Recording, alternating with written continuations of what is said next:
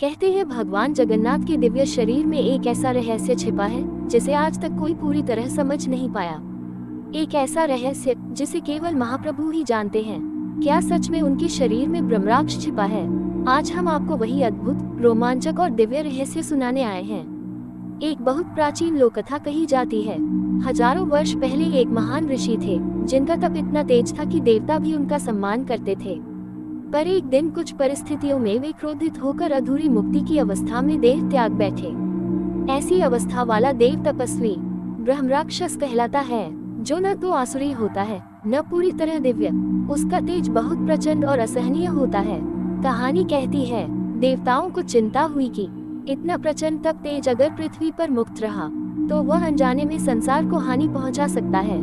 तब भगवान विष्णु ने कहा, मैं स्वयं उस ऊर्जा को धारण करूंगा ताकि वह संसार का कल्याण करे।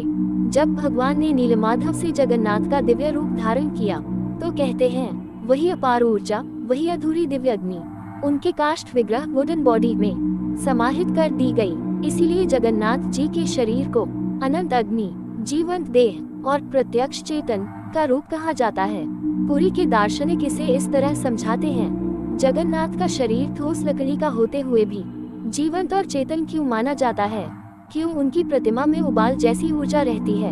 और क्यों नवकलेवर 12 वर्ष में नया शरीर अनिवार्य है?